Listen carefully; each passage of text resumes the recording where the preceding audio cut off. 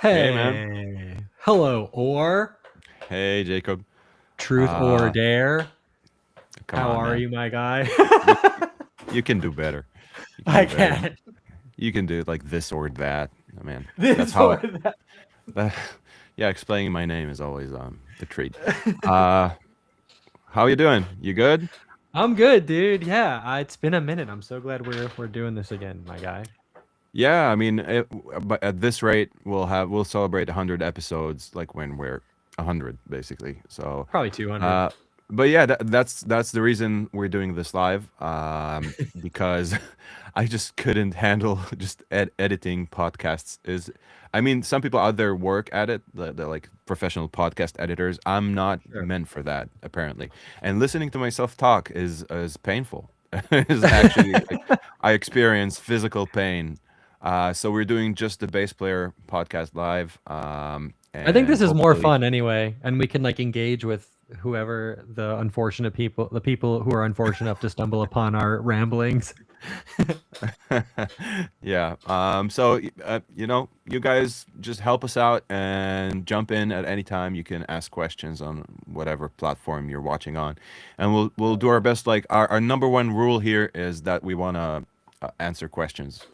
We have a show planned, I guess, to some extent, but we'll always stop to answer a cool question. So yeah, if you want to ask what kind of strings we use, just go ahead.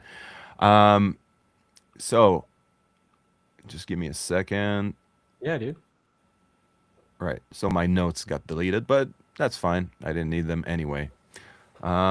Yeah, we just spent like an hour getting our ass beat by technology and It's meta okay. We do. verification stuff, and We made it. We made it towards the finish line. I think it's working, right? We're live on Instagram right now, right? That looks good. yeah, I yeah, think. Yeah, hell yeah, yeah. we're alive. We're holding out for like a couple of minutes, like trying to kill time because people are still jumping in, and I'm seeing somebody's already on the chat saying that Hell was not yeah. an original joke. God damn. Yeah, man. Yeah, man. Tons of branding opportunity with my name because it's just like it's like a noise. My name is like a noise you make with your face. It's hardly a thing. But the last name makes up for it. Is like every letter. So yeah, that's me. Is it Uh, um is it from live from my Instagram or from yours? Because I think it's it might both. be. I think it's showing that like, oh, that I'm added into your Instagram. Or like it's your live, then I'm. Hold on. Let me see. Let me just make sure this is working right. Okay, if it's all good on your end, then it's all good for me. I have no way of knowing. I just see that on my Instagram it's going, and I don't know what's happening on your Instagram. I mean, it says it's streaming to Jacob Umansky on Instagram. So Okay, sick, perfect, and I can watch the stream. So yeah, yeah, yeah. I think we're good. We're good. beautiful, Beautiful. sick, dude. So, what have you been up to lately? Man, I honestly just I haven't actually like posted anything on Instagram and such. Like I've thought about it for a while. Like I haven't made any Instagram videos or like any like tutorials or anything like that because I've been so busy with like session stuff. And Are you doing a lot I've of been playing. recording at home? Recordings at home? Yeah, I did. I just did. This isn't announced yet, so maybe I can't say it. But there's this cool prog band that I just did their stuff for. I just played bass on the score for the new Street Fighter movie, so that was Oh, cool. dude, that's awesome. Yeah, it was super cool. Wait. Just don't just skip over that. Yeah. What was the process like for that? Like what did? Well, it was so my buddy Zach Robinson and his composing partner Leo, they hired me a while back um to do Cobra Kai to play on some stuff for that. Yeah, And I remember then that. and then also Twisted Metal. So they got brought on to do Street Fighter. And yeah, they messaged me and they sent me a bunch of cues. And I think the coolest one, which was it was like the last thing I did a bunch of cues for them, and then the last thing I did was like the actual theme for like the movie or whatever it is, where it's like you listen to the actual game and it's like, oh, this like bit crushed slat based thing. So like interpreting that and trying to make it, real was super cool, but also trying to keep it close enough to the source material so it's like recognizable. But yeah, it was really cool. So I've been working on that, and then let me think what else. I'm playing with this new band called Showing Teeth, which is fun. Um, it's like we have like 3 songs out, but it's Showing Teeth is this singer. Her name's Addison, and she Mm. and like it's her band, and I just joined. It's like myself, drummer named Justin Marshall, our guitar player Ben Salman. They're all super. They're like kids. It's funny. I'm like the chopped unk of the group. Like it's weird. I'm never like I'm never the like I've always been the young one, and now everyone's at least 5 years younger than me. But it's cool. They're all super sick. And yeah, we just played some festivals like Bring Me the Horizon. We played our first headline show in the UK, did a couple fests, and yeah, we're about to go out on tour with President, and I get to do backing screams, which is really fun. Awesome. Yeah, I've seen you do that. You're pretty good. Yeah, I mean, I'm trying. But yeah, man, that's well, kind of what but yeah, I've just been doing a lot of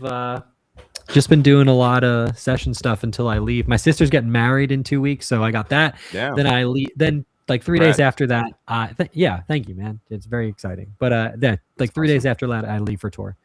But yeah, man, how are things with you, my guy?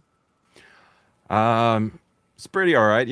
I've spent the majority of the past like 3 years just like yeah, I've been playing, but being a dad first and foremost, which is like the Mm-hmm. biggest shift in my life. I mean, when we were Sure. setting up, you heard my toddler just scream outside the door. Um, and it's like maybe a bit cliched, but maybe people will resonate with it. It's the sort of thing that makes you reassess, I guess, the role of music in your life. Because I've been touring since I was around like 21 or 22, and Yeah, I'm 37 right now. So I've chopped on. I'm mega chopped down. Just like yeah, it's terrible. So I'm at a point where I don't have. I'm good with it. I don't have many regrets. Like I should be out there, Sure. and I do love this thing. I just think still think it's the coolest thing to ever exist. Like playing bass. And Right. but I'm trying to understand in what way does this like translate to this period in my life where I want to be home, I want to be with my family, and I still want to be active to some extent, maybe not touring like months out of the year. Mm. So yeah, I've also been recording at home, and I've been working on a bunch of original music that I've neglected for years because there's always someone else's project. Oh, you know about this, like always Dude, takes precedence I because have yeah, yeah. yeah, you know how it is. Like you compose something and you're like, this is awesome, and then you share like a video of it, and people go crazy, and you're like, I gotta finish this, and then calls keep coming, and then when somebody else gives you a direction in life, it's really easy to get hooked on that and just kind Sure. of zone in, and I'm also like, I guess maybe all bass players are like that to some extent because I feel really good just taking somebody's instructions and making them in the best way possible, just performing in the best way possible. And then Absolutely. when it comes to my own stuff, you got to produce it, you got to compose it, you got to deal with all the bullshit that real artists deal with, like people that Yeah. compose songs and stuff and want to be on stage up front. Right. So yeah, that's where I'm at. I'm at a point where I'm like, well, if I'm gonna do anything, I might as well go with that. And I'm gonna play a little something pretty soon. I'm gonna try and showcase a tune that's about to come out and just play a live take, and it's by far the most insane thing I've ever played on bass. And so hopefully I won't That's a get like terrifying statement coming from you. well, it's true, but the standard, the goalpost keeps moving. So Sure. I gotta do things for me. At Hmm. some point, I realized that you know I don't know if you've ever had like a real moment where you were like asking yourself, what do I want to be on the bass?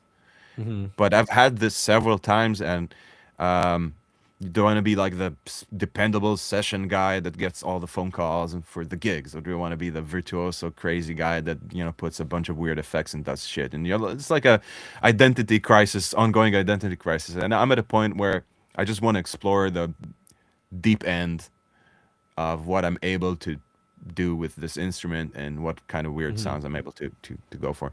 So that's where I'm at. So I'm working on a couple of compositions that have been in a drawer for 5 years or something, and I've just now finished composing them, which is weird because back then I couldn't figure out a bunch of things, and then I didn't barely touch them for years, and when I came back to them, everything was so clear. It was like obvious what I'm supposed to do with it. So it's a matter of also finding the right energy in your life to follow through in these things.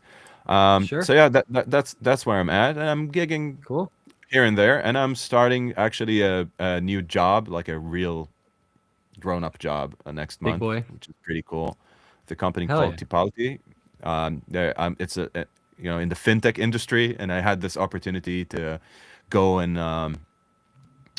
you know affect a field that's totally out of my wheelhouse.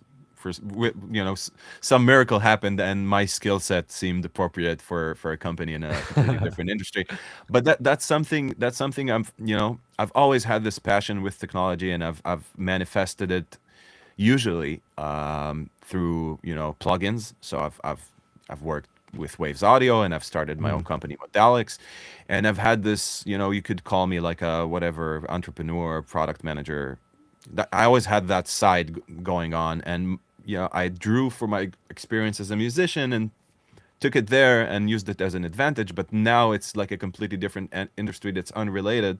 And what actually, they told me after I got in, I signed the contract, they were like, we were actually excited about the fact that you're completely out of left field, like you're not related to the industry, because we have enough people that are swimming through like, piles of this subject, and we're looking for a fresh perspective, and we're looking for creativity, and we're looking for this and that. And it also signals that the AI age is kind of already upon us, and people are not that concerned about your skill set or about a specific knowledge base, because they know it's like Mhm. really easy to acquire that stuff, and maybe they're more looking for people that are like courageous and go for things, and they're like Sure. ambitious, because the tools are just like whatever, just like a commodity right now. So yeah, that's, I guess, the gist of it. Well, I know we said like I might go first, but since you spoke so eloquently about your original stuff, would you wanna do your show me something cool first? Oh yeah, yeah, I can do that, even though I mean, you I, just talked it I up was. so heavily, you know? Man, but I was counting on that I'm gonna stop talking for like 15 minutes right now. So, come on. Do you want to do it, Well, or me? well, I will go first if it makes you happy. Okay, it will make me happy because I'm trying to also like delay the moment that I actually have to play Sure. through this thing with a playback and a click and all That's that. fair. That's fair. So, cue in the show me intro. Oh, it's not playing. Wait, Oh no. I fucked it up. I gotta play Uh, it. I messed up. I'm sorry. I'm new at this. I've never it's run. okay, dude. It's all good. Okay. Um. And wait, So wait, yeah. wait.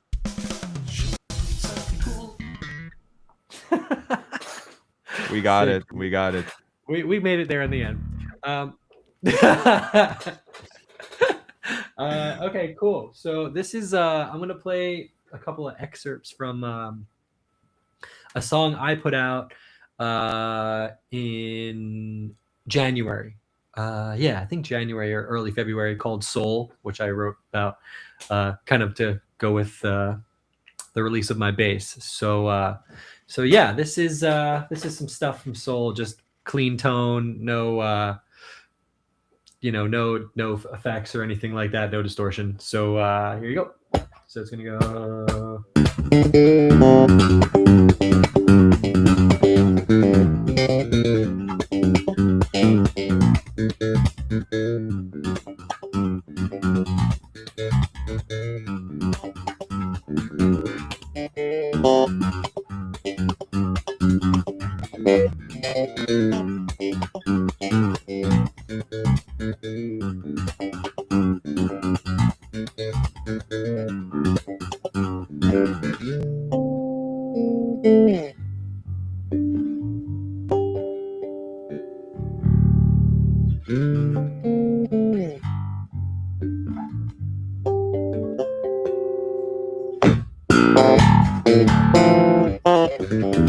So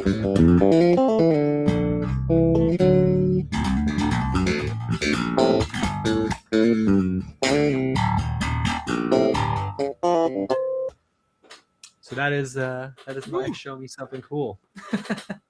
That was incredible. There's some stuff going on there. But yeah, I guess the main thing I'll cover was that first part, which is just the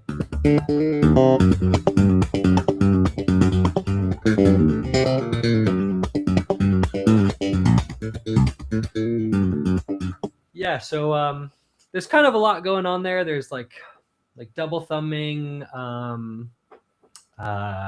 like a lot of this like Victor Wooten type breaking stuff, and honestly, like what was kind of going through my head was just I find that a lot of the bass parts that I write, just given the music that I get hired to play on, which is, you know, primarily guitar forward or just like very riff forward, I haven't really written it something that like just sounds good with just bass. And I remember when a couple of, like, I don't know if it was our first podcast or a second, you played something on it. So this, you kind of inspired a little bit of this, but you played something and you said that, you know, you like to think of it as like multiple instruments going on at once.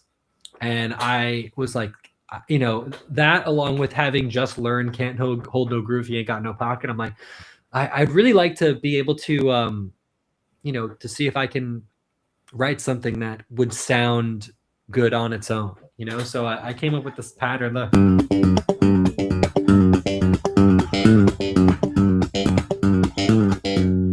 then you just have these little like, which is all just like hammer on. Which I think you do something similar, like you have your way of whatever this is. But yeah. But yeah, so it eventually evolved into this whole and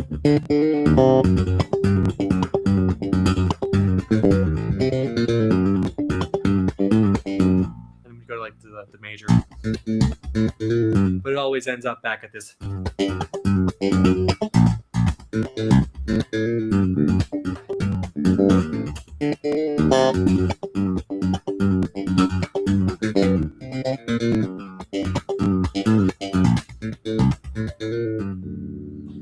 Yeah, and it's kind of just like the whole, it's based around this just Phrygian dominant. But yeah, that's fun. It's stunning, man. It's you know, the way I hear it, that pinky slide thing, that's almost like a clave. That's almost like a clave. It's like and like you said, it's an instrument that when it's not playing, I still look forward to it.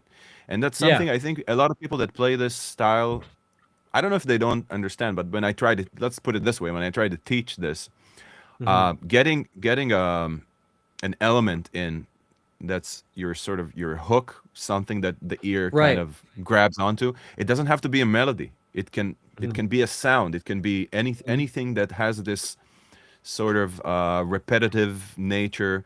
You know, can be your sort of backbeat. So even when you're playing the melodic lines, I know it's coming, and there's something really satisfying when it lands. Yeah. Again, it was just a kind of a thing where like a lot of the stuff that I play, it's very like it's so notey, you know what I mean? So just to have something where it's just like, you know, like this is our home base, you know, it's a nice little I guess hook. And like the way the song was written, like I have this you know, obviously, you know, anytime we start writing a song, it just starts with the bass in your hand and you're like, all right, what do I do? And I had this idea where, so the whole thing started with just something. And I liked that idea. And then the main riff of the song eventually was this. It was, that's all I got. Like that whole idea. It's sick. Like the whole riff is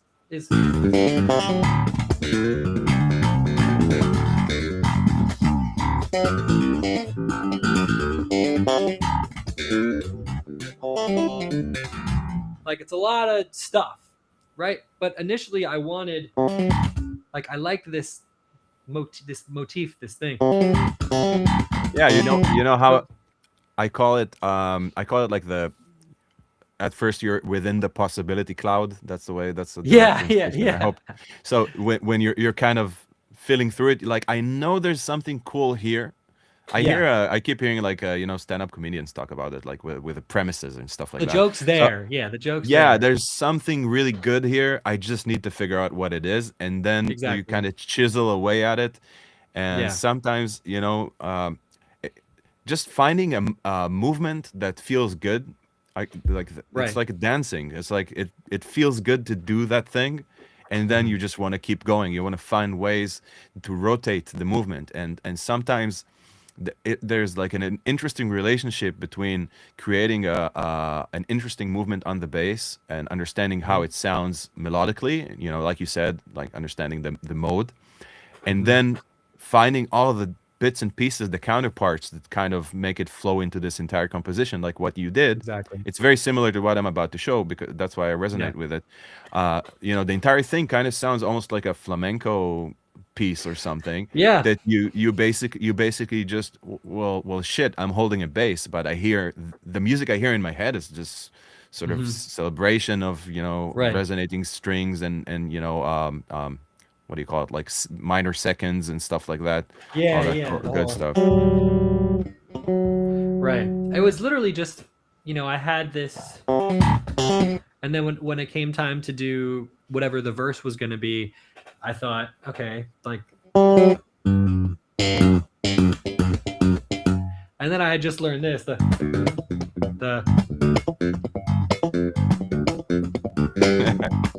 so I was like, Naturally. and then this like my favorite part was just like being able to like slide into like right, and then just putting into four was kind of tricky, but we got there. Yeah, it's definitely one of my favorite things I've composed so far. And Yeah, it's like you it's were a saying, like beautiful composition. I don't write bass music. I don't do that. And it's not something that like particularly used to excite me. Because I love building up other people's stuff. I love all the session stuff that I get to do because like what I add to to the foundation of things, that gratifies me more than any like anything that I would Right. end up but this I kind of forced to do, because not forced, but I wanted to put something out that was like kind of an ode to all the guitar players and all the musicians and all of the fans that like made it possible for me to have my own bass. So I just put all of that into one thing, and I wanted to keep it musical. But yeah, holding myself accountable to actually write a piece of music, put it out, have people, I had my friend play guitar, right, and then someone else do synth, and someone else program drums or reprogram my drums, and it's a fucking workload. It's so much work, dude. Yeah. but Yeah. but yeah, so that's my thing. That was my show me something cool. So It's now you have to awesome. show me something cool. Yeah, I will. But can people, I'm just kind of leading you to can people check it out right now? Is it out now? Just like, Oh I guess yeah. people Oh know. well, maybe they don't. If you Yeah. don't know, now you know. Yeah. So I have a song called Soul, SOL, and it's on my YouTube. You can type in Jacob Umansky Soul, um, and you'll find it. It's myself. Well, yeah, it's a lot of me, but it's Sam Jacobs on guitar. He also, ooh, that was funny. It's Sam Jacobs on guitar, um, and he also programmed some of the drums with me. I'm not even doing a thumbs up right now. Um, and then Alan Hanker is on sound design and synth, and mixed by Adam Bentley. And am I missing anybody else? Oh, my vocalist in my other project, Christian, laid down some cool like vocal textures on there. But yeah, so check That's it out. awesome. Yeah, man. Cool. It's a beautiful piece, and I'm happy you Thanks, you dude. shared it on here. And I am like, proud to even be a slight influence on that. Like you said, Dude, absolutely. this really caught me off guard. And yeah, I think like at some point we discussed. Let me figure out the screens here. All right, I'm gonna Mhm. switch to this thing. Yeah. The I'm definitely nicking that off because I haven't actually. I love the fact that it does sound like its own instrument. Your pinky is sort of making that movement. Just opens my mind up to so many cool ways to approach this. Because usually, what I would do is like, Yeah, but literally that is literally what I like. Yeah, that was what I was referencing. That piece is what I was referencing. But yeah, just put it in D harmonic minor or D Phrygian dominant, and then you could sue me. ah. Yeah, I'm just thinking that my approach. I was just about to say my approach to these things is, I guess, a bit more linear. So I have the bass line moving. I have the rhythm with my right hand. But with you, it sounds like there's like the bass line and the rhythm, and then this element kind of comes in as a third instrument. That's what I like about it. You know what I mean? So it's maybe more similar to what I do sometimes with palm muting rather than slapping, like when I go like. Yeah. So here you also get like the overtones. Kind of opening up another register, and that sort of resonates as another instrument. Let me hide my knees real quick. Yeah, dude, what are we doing here? Speaking of knees, I do have a funny when we start talking about the bass, I do a really funny story regarding knees. So just gonna table that for a second. Okay. Yeah. So what I'm about to play is a original piece. That's the most intense thing I've ever played in my life, and it features Mike Mallion on drums. He recorded, I guess, one of my all-time favorite drum takes that I've ever heard from somebody play, and we live streamed the first session. He tracked it twice actually. The first session he was like, completely blindsided by it. He just filmed himself going through this piece, which has changing measures, like 13/8 and a bunch of bullshit that you'll hear in a second. And watching him deal with it was incredible. It features Yoed Nir on cello. It's incredible cello player. Played with Regina Spektor, and he's the man. And it's gonna feature Eyal Amir, my longtime musical partner and partner in Modalics. He's about to track piano, so what you'll hear, like, everything is live basically except the piano, which is programmed. But yeah, let's go. And I'm sorry in advance, there's gonna be a click track because it's really difficult to play without it. Let me see if everything's showing correctly. Let's go.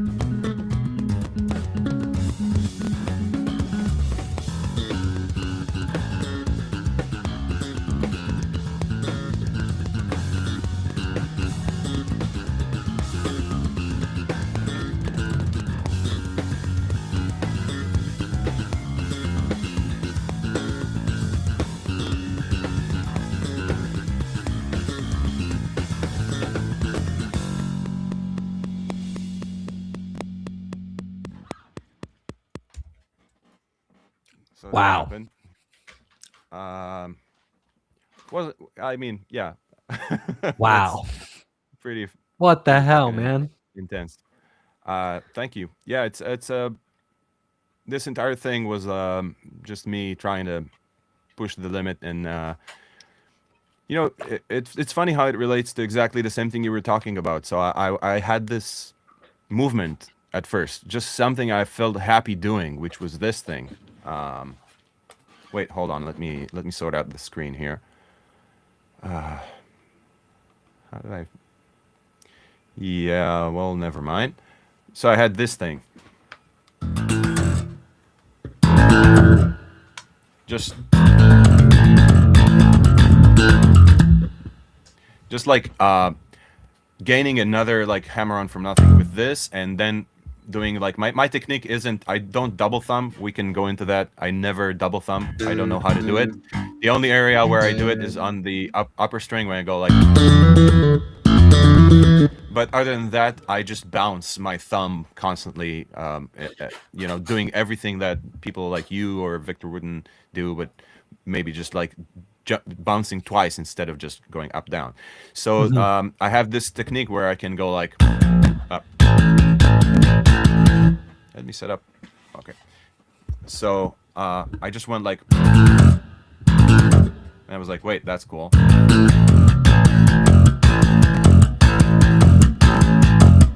And I just loved the way that moves. That moves like, it's so cool how it moves.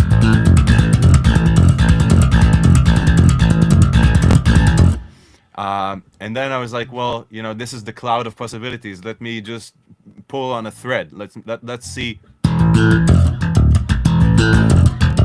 And I started going.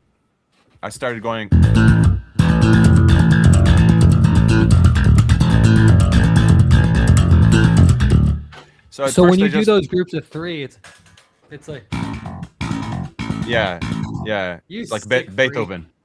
Yeah. Yeah. That's crazy. Yeah. Yeah. And if you, cool. yeah, and I've been messing around with it, and I said, well, let's keep going. Let's see. You got to stop. What kind of feature is that where you get the thumbs up? I don't know how to stop it, but dude, this is the worst type of podcast because all we do is make thumbs up. Yeah, that's, that's so true. That's so true. Okay, so anyway, I'll plow through. So yeah, that movement made me happy, and I was like, well, let's see what else. Let's try and do something more melodic. And all I had for like 4 years was this. And then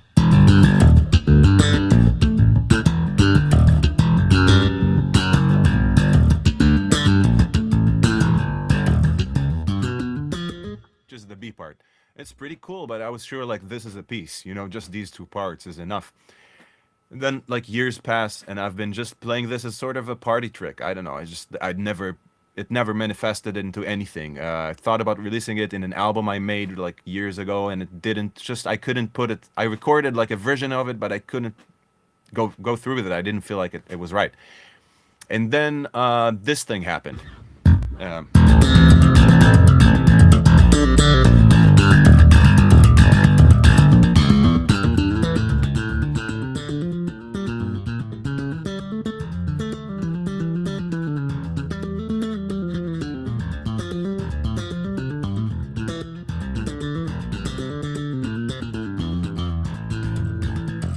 So, Jacob? Oh, shit. What happened? Can you hear me still? Yeah. What happened to your camera? I have no idea. Hold on. Dude. What just happened? Hello. You're back.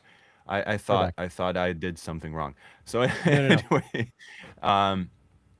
anyway, so that's basically what I played. Just came to me in like a couple of afternoons of working on the piece, because I understood there's something interesting. Like when I compose on the bass, usually it ends up sounding like almost like classical music and not like funk fusion kind of groovy kind of.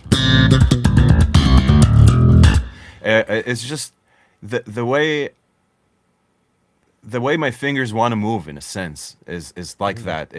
It's I guess it's born from like um a sort of aesthetic that I'm looking for. Maybe that comes more from like metal, like progressive metal and you know Sure. even like death metal and symphonic metal and all these genres that I've consumed over the years.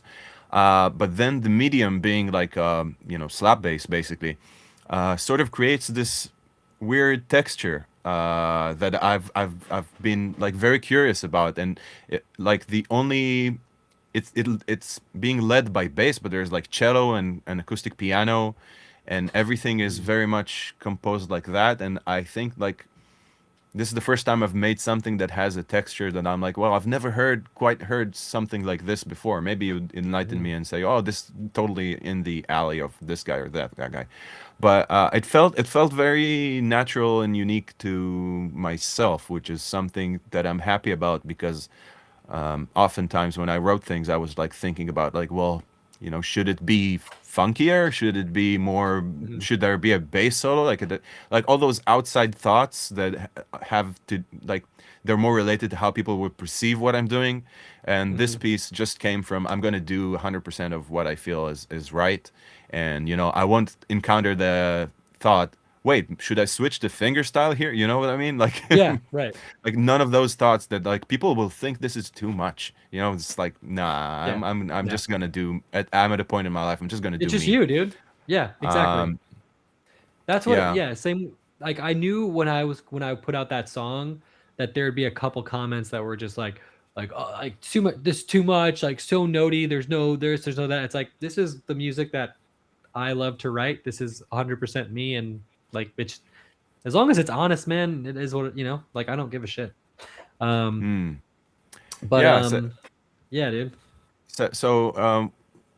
You know, I ended up I tracked like everything is tracked besides the piano, and I'm at Nice. a point where I'm just waiting for Eyal to track it, and he told me like, look, dude, this will take me like a month of practice to nail on a piano. You know, the interesting thing is I did something for the first time in my life, and let me know if you've done this before. I've Mhm. actually taken the time to write out with MIDI, note for note, every single thing I've done on the bass. So I've manually like wrote out the slapping line note for note, and then had a piano play it just to make sure what I'm playing makes musical sense in a way.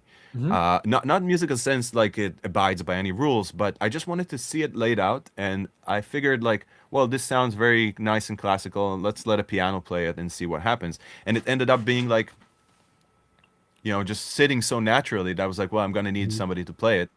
Yeah. And Eyal has been such a good sport about it. I mean, he's so excited about playing it, and he's like, "I'm gonna do whatever it takes to nail it." Yeah, because you know he's a fantastic composer and arranger and piano player. But this is a Mhm. piece that you know even I talked with Ruslan Sirota, like he's an amazing pianist, and I've played a bunch with him, and even he was like, "Dude, this is not like some pop song that you're you know Yeah. I'm gonna need to clear my schedule for a second to like fucking manage this." um Right. but yeah, you know I'm happy that this is the sort of things that this is fuel for me for time to come to just keep Sure. developing. You know, I want to play like I can play one more thing that was also birthed from this process.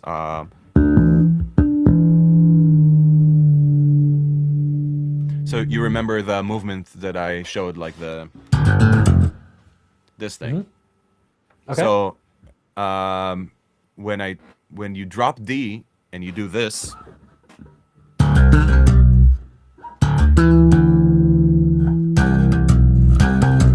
you get like a minor second, also like a half step, right? Mm. Yeah. And that so yeah, that's the reason I'm doing this. So Yeah. check this out. So Dude, I gotta figure out somebody explained that there's a camera icon on the bar, and you have to turn off reactions. the camera in Instagram or on this.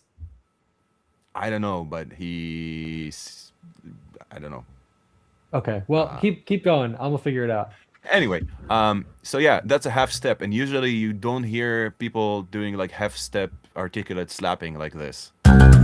So check this out. Whoa.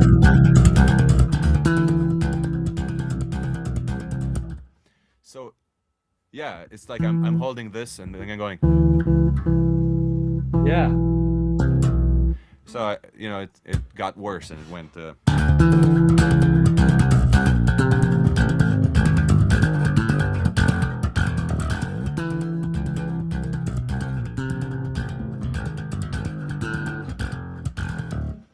So that's how That's like a single. crazy. Thanks, man. That's how like a single motion, a single like element, sort of inspires you to keep pulling at it to see what can I get Mm. from this. So now like playing a droning note. So it's exactly like your pinky moving like this is this. So I keep like I play and then you hang here. And then And when you do those groupings of four, it's pop, slap, sap, hammer. yeah, it's the same thing. It's Yeah.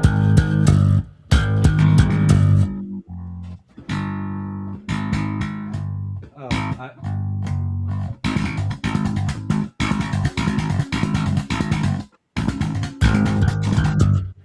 it's Yeah. actually groups. It's like groups of 5 or 6. Actually, it's like Yeah, 1, yeah. 2, 3, 4, 5, 6, 1. 6. So the cool thing here is how it sounds like it's sort of cascading, like collapsing in on itself, because it Yeah. keeps like semitoning down, and then there's like this thing. I'm very poetic about how I see slap bass grooves. There's like this this note hanging on for dear life, and then this thing pulls it into the abyss, and then it Yeah. slips and it lands here, and then it gets pulled deeper, and then here it gives up. So it's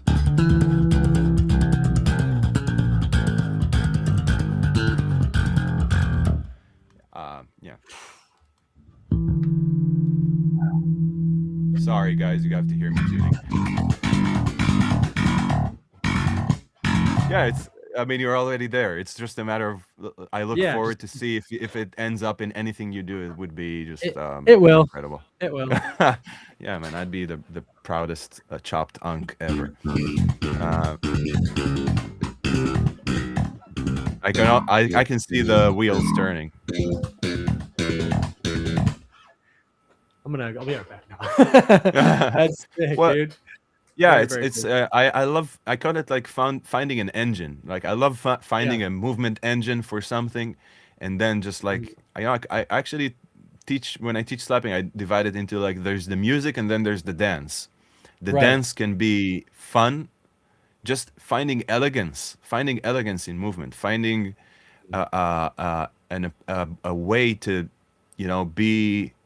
be in control of your body in an amazing way. It kind of sounds kind of artsy fartsy. I don't know.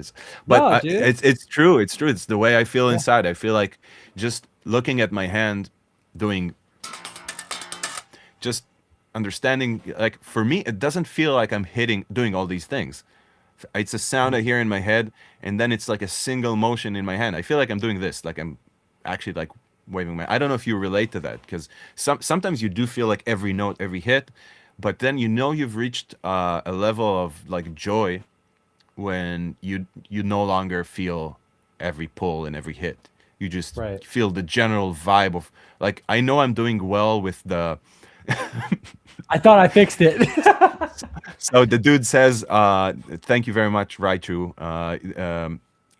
He says it's a Mac feature, so it's Yeah, your Mac. I got it. It's your I Mac. got There it. should be a green camera icon on the bar at the top. I'll get this next time, dude. It's all good. Yeah, okay.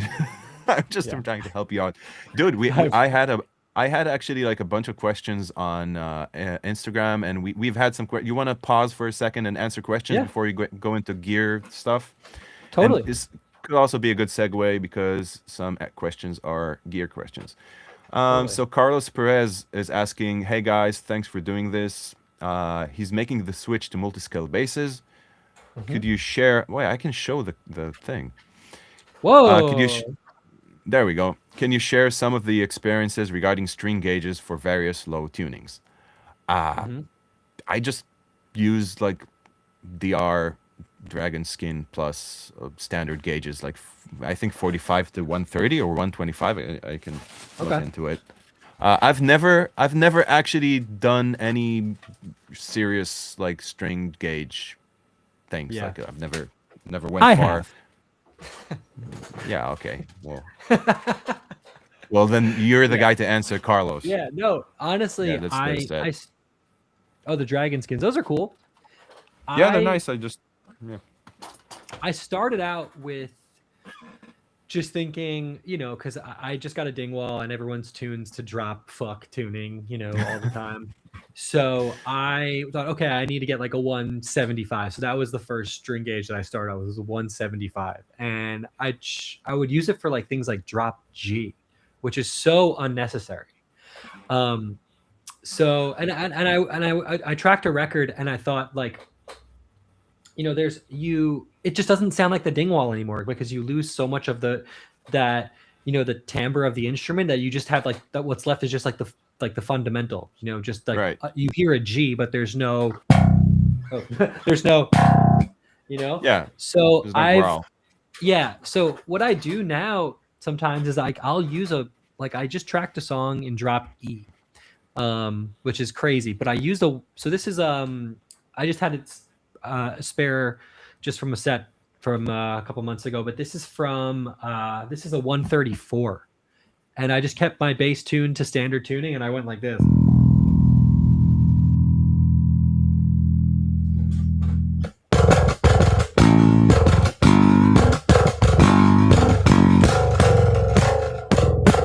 Just because like the song was like I didn't need to detune the rest of my bass, and it was just for like breakdowns and stuff. So I just did that, and you could hear it, the E. But for another like I have this one. Let me just mute real quick so you don't hear me unplug. Go for it. This bass is my first Z3, and it has like a one. I want to say like a one. I don't even know. This bass I haven't touched in a while, but I think it has like a 145 on it. Damn.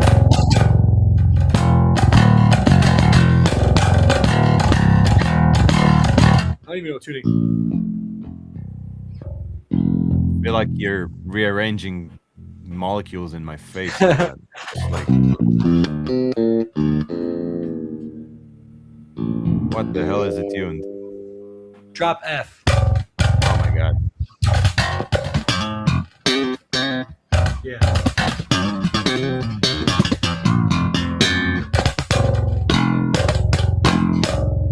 So this is ideally what my bass would feel like.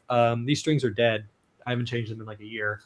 But this is like a 145, 127, and then like I think 100, 80, yeah, something like that. But ideally, I like to use thinner gauges for the thicker tunings, just because you still get it still sounds. Yeah. Yeah, naturally. So it's basically almost like a 7-string bass that you started from, the 7th string, but only on 6th, I Exactly. guess. Well, that's cool. I mean, it makes sense. I guess I'm, you know, I mean, the lowest I've gone like a drop A on the B string, and I've played with guitar players that play like 8 and 9 strings, and then Sure. they sometimes, they're like, "Hey, do you have a low F sharp?" And you know what? Maybe it's just me, but I always say no. I always say, listen, dude, it's gonna sound awesome even if I don't play a low F sharp, Right. and it Right. usually ends up sounding all right. And if in recording, I've done it in recordings where I've just like drop tuned the fuck out of a string just to get the note I'm looking for. But Mm-hmm. I always like favor, unless it's what you just showed, which is the entire bass being tuned a certain way. I Yes. always just favor, I favor my comfort and my what do you call it, like That's true. facility, like my ability on the bass to just like cover up whatever is missing in terms of like I think sometimes going for this you know, a note can sound beefy on the E string, like you can play a G, like it, Yeah. and it really shifts if you play it like this, or so Right. sometimes you, like adding some overtones and buzz and shit like that just adds the aggression. Now, if you're talking about like actual like fundamental and steering away That's where, yeah. from already Yeah. low guitars, which I'm guessing is what you were doing, which is like the guitar player is Yeah. already playing like, you know, drop fuck, like you said. So you have to double drop fuck, you know. Yeah, cool. It's a good question. That led to some Yeah. interesting stuff. He's also asking about our experience regarding adjustment involved in playing chords on multi-scale basses. Look, this Yeah. comes up all the time. Anything that has to do with adjusting to anything on multi-scale basses, and maybe you'll agree, Jacob, just time and practice, and it happens. There is no magic. There's no secret, except for the fact that it's different. It Hmm. takes a second, and you have to be on your toes at first. You have to, you know, my fingers would also like would always miss a half step at first, Yeah. on the upper register. But yeah, it's just like you'll forgive me if I say like this is a question I don't see like I don't have a magic answer for this. It's just there's Yeah. no The depth to it. way, Just go for it. yeah, the way what I tell people, it's like whatever instrument you play, whether it's fan fret or not, there will be an adjustment period. Like you're playing an Ibanez RG and you want to go to a Les Paul, it's going to feel different. And you're going to have to like, change things about your playing to be comfortable with it. And that's always going to be a thing. Yeah, You the know, visuals also keep in mind that the visuals from this side for fan yeah, fret instruments are way freakier than from this side, the way we look yeah, at it. So when yeah, you hold the bass in your hands, what you're seeing is mostly the top of the fret pointing at you. You're not seeing the full angle, at least the way yeah, I'm holding my basses. So yeah, it's not as weird as the people looking at it. So yeah, just don't be afraid. Just get a multi-scale bass and enjoy life. You know, yeah, yeah, have fun. yeah. We There's have. a couple. There's yeah. Go ahead. I'm just browsing through here to see if we have one more question, and then we'll move on to something else. I have a question for you in a bit. Um, yeah, I had on my Instagram some people Yeah, typed I'm looking at some mine shit. too. We can go through it. Let's pick one. So I'm gonna pick one, and you pick one, and we'll answer the best one. Okay. Uh, okay. Somebody said you need to tilt the mic a bit towards your mouth because he's being cut by the noise gate. That's an important one. It's not a question. Thank you. Um, a student of mine is asking if you played Ken's theme. That sounds super familiar. I'm like so positive I did. Well, I trust Let that me he's asking it for a reason. Yeah, let me double check. Hold on. I'm so positive I played that was part of the list of cues. Um Credits, Final Awakening.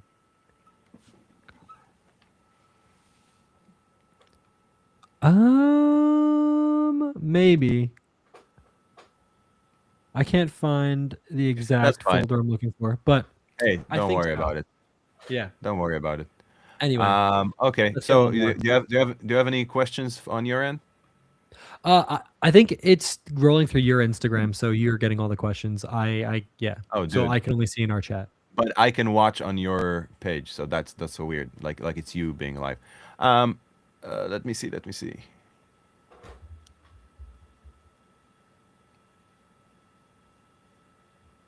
Nope. And just people No one cares.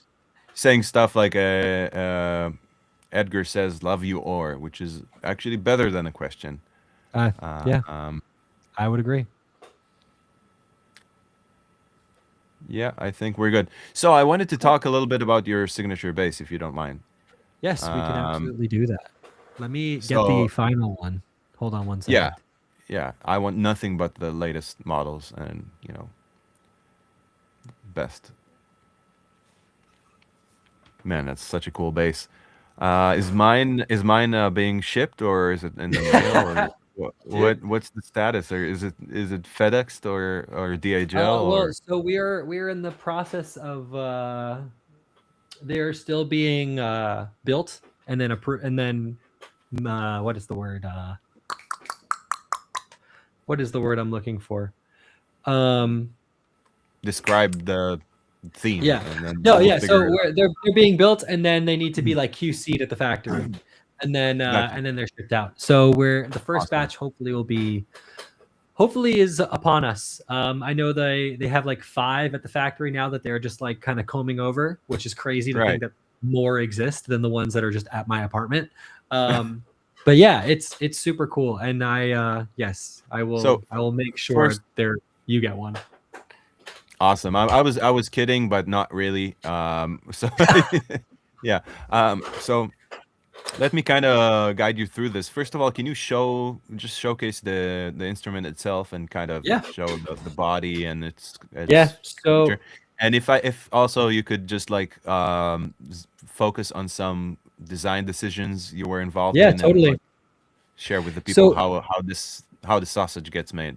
exactly. So it's modeled after. So this is basically called the Soul. It's the first mass production dingwall with it's a modified, but it's a Z body essentially. And if you look at the combustions, the combustions are essentially like a squared off version of the Z because it's easier to mass produce those. But I found this body to be much more comfortable, especially with like, where my arm rests and everything like that. So Dingwall, it took some time, but we were able to finally, put this into, mass production. But yeah, so if you look at the body compared to a normal Z, like the one Or is playing, there's a couple of little differences. We added these cutaways right over here. We brought in the waist a little bit more. We added a bevel right over here. And there's this really cool cutaway back here. So if you want to check this out, um, so like you can see this is the first Z that was built for me in like 2019. Right. So there's a lot more like, face on this one. And this one you can see there's quite a bit more black and a little bit more cutaways. And you can see the side profile too. Right. So this is just completely, these are asymmetrical, which I thought was really cool. I And don't know if it's just the camera trick or lighting, but it seems like the yeah. finish is also different. It seems like Um, glossier. well, this one's just old. Oh, yeah, I got you. Yeah, Yeah. makes sense. Yeah. But yeah, it's kind of like got sweat and stuff. The sweat kind of just, makes the matte not as matte, but this is brand spanking new. And yeah, another big thing you can kind of see here with the Z was that this, like all the other Zs, has like the smile volume knob configuration. Mm-hmm. And Dingwall was kind enough to have this be like the first bass with a different volume configuration. So we kind of Oh, made this really? little, bear claw in the back. Because the way I play, when I'm doing my double thumb stuff, I'm just mashing the master volume left and right. So that was the Same. first thing I brought up to Sheldon. Yeah. So that was the first thing I brought up to, and I honestly like it. This is the problem was, I mean, not a lot of people play, I guess the advanced stuff that we do. I guess they may not run into these issues, right? Mm-hmm. But yeah, I talked to a bunch of people before I brought this up to Sheldon. Like I talked to Toby, I talked to Jared from Archspire. I'm like, have you guys ran into this thing when you do the double thumb thing? And yeah, it was just a thing that other people had ran into. So I brought it up to Sheldon, and we came up with this kind of bear claw shape. And yeah, it looks great, and it's we have the push pull, so no volume knob or no active passive switch. It's just the push pull, which is really cool. So Yeah. the switch doesn't get caught on your gig bag or anything like that. Dark glass preamp, Here. and yeah, exactly. See, yeah, you got old money, dude. That one's sick. Yeah. It's a Um, secondhand one as well, so it's sick, dude. That's man. it's pretty cool. But yeah, so the other things that there's a bunch of things that make this thing really special, but it's the first So yeah, go ahead. Sorry. What about the pickups Yeah, that's what I was going to get into. and electronics? So these are dark glass preamp, just because I was thinking about some other stuff for it, but I figured like people like the sound and I don't want to change it just to change it, you know? So dark glass preamp, bass, mid, treble, Is it three, treble or high mid? Because high I mid. know that. Sorry. Yeah. Yeah. Yeah. Yeah. All right. And then, no, you're good. And then we have the 3X switch. So you get neck, J, Music Man, and then bridge. The sound that I normally go for is the J configuration because, Yeah, you me know, too. it's the best one. And Can't beat yeah, it. the really special thing is this is the first bass that will have mass production FDV pickups. So Wow, that's cool. that's pretty, yeah. And that was a big thing because it wasn't originally going to be that way. And yeah, I was kind of, my whole pitch was like, I don't want to play the custom shop live. I want to play, my like whatever people get, I want to play that. And they were That makes sense. very, very, yeah. And again, we weren't rich, so we were like, okay, well, we might do the first couple with FTVs and then do the rest with the FD3Ns. But no, after a while, they're like, no, we're just gonna mass produce these. So that's really awesome. cool. They're wired in, they're parallel. And let's see, what else is really cool about this thing? The neck, it's a new neck shape, which I'm really excited about. The thing, one of the things that we had to kind of, the obstacles we had to kind of navigate was, the Z3 is, there's things that make it, there's a reason why it costs what it does. One of those things is the tilt back headstock, which isn't a deal breaker for me, but so Can you explain for people maybe that don't know what's a tilt back headstock? Yeah, so if you look at this bass, right, in this, It has a string tree. Yeah, it has a string tree, right? And if you look at like the afterburner, it has recessed tuning pegs, which eliminate the need for a string tree. But if you look at this one and look at the basses that Aura and I have in our hands now, see the headstock is tilted back. There's no need for a string tree, which that's cool, but it makes the bass a lot more expensive. And honestly, I didn't like, it wasn't a deal breaker for me. Mm-hmm. But so what we did, because there's things I love about the Z neck and there's things I love about the afterburner neck, is we kind of made this hybrid. So it has kind of like the thicker shoulders of an afterburner, but we slimmed it down by like 1 millimeter, so it still kind of feels like the Z. And then we started with essentially what was the combustion neck, which makes us have this flat back headstock, which was fine. And the other thing was that, they told me, we won't be able to match the body with the headstock, which, I thought they might have thought I was like kind of like bummed about. But my whole thing was I wanted the bass I wanted there to be more black, or whatever the second tone was in the bass. I thought that would look cool. And you know what? I actually never figured out why that's such a premium feature, because I always liked better where the headstock was like, like a secondary color. Yeah, exactly. It looked nice.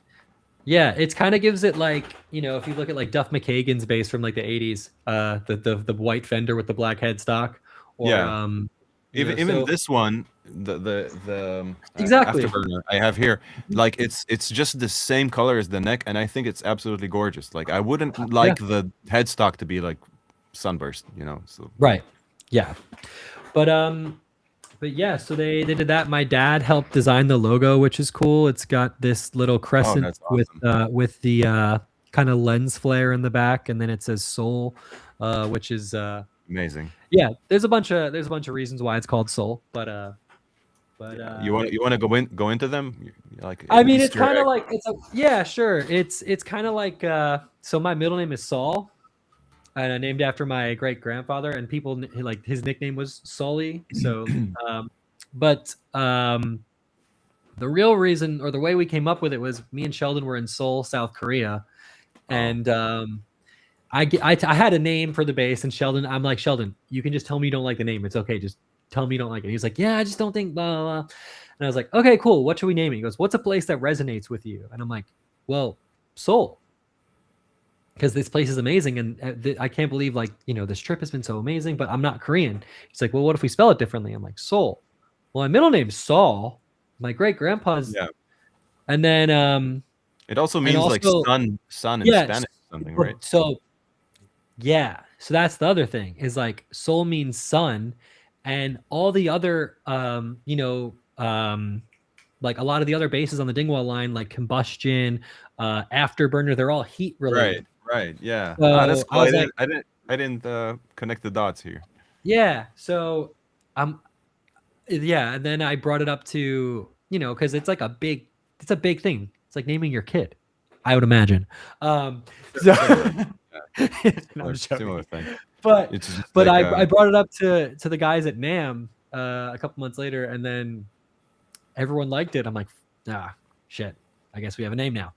yeah. But yeah, dude, it's so cool, man. I'm trying to think if there's anything I left off, but yeah, like Wenge board, maple neck, alder body, swamp ash top.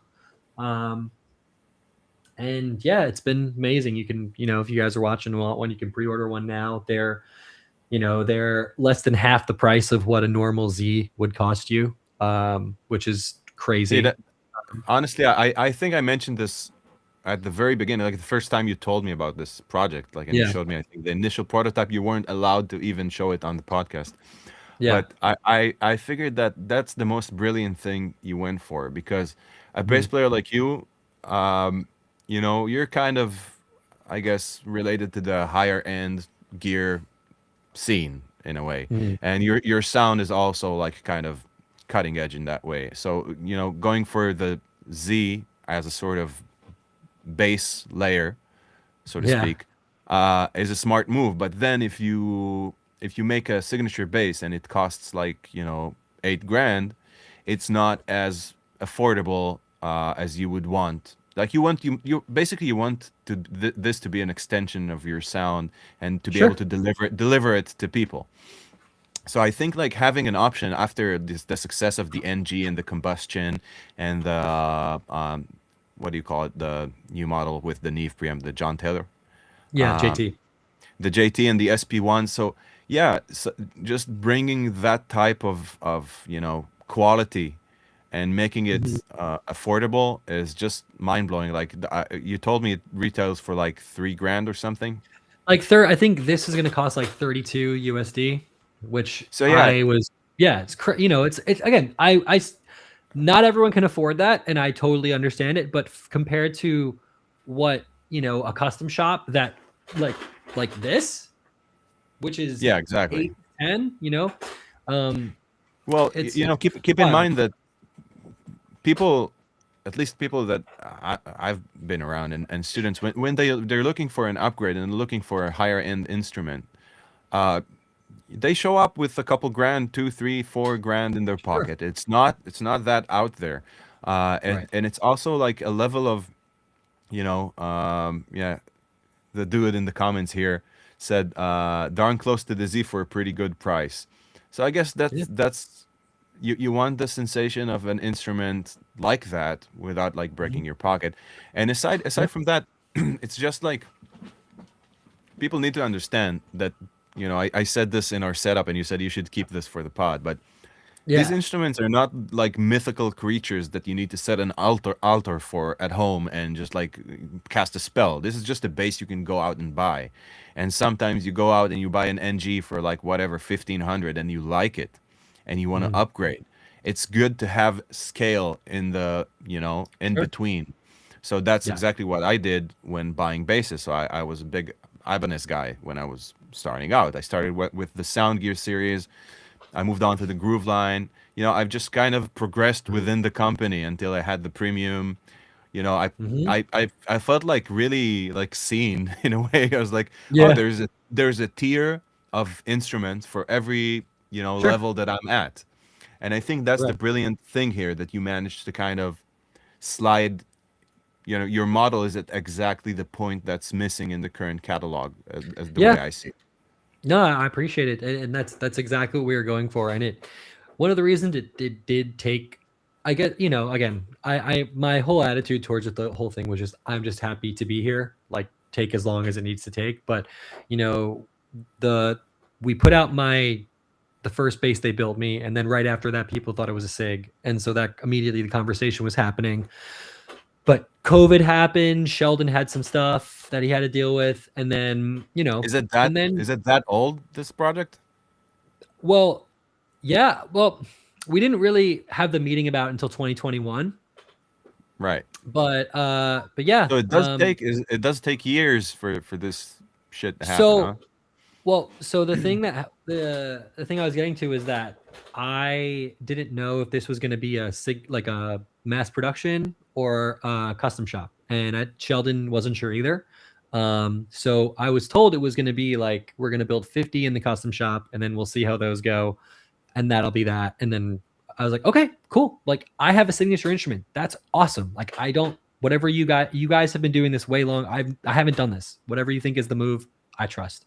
And then in 2023, Sheldon and I went to Seoul, and we were having a talk about what we wanted to do about the bases, because I think, you know, distributors were asking about them maybe, and Sheldon was like, oh no, I want to mass produce them. I was like, really?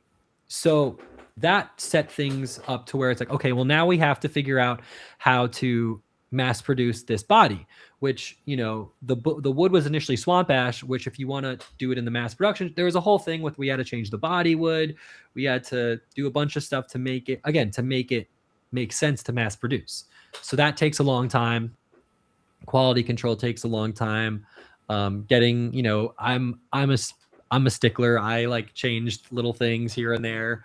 But yeah, they were super cool about it, and What kind of I wanted to ask, in the process of working on your own signature instrument, I guess a lot of yeah, people would like to know, what kind of leeway are you getting in terms of making decisions on the bass? Because there is the, yeah. you know, general ethos of the company and the way they make instruments, and Sorry, naturally, one sec. My headphone just got unplugged. Give me 2 seconds, bro. I'm not saying anything important or You said interesting. leeway. That's where I left you. Yeah, Like, what I'm kind of really decisions are you making? What kind of decisions are you making? So That's where you.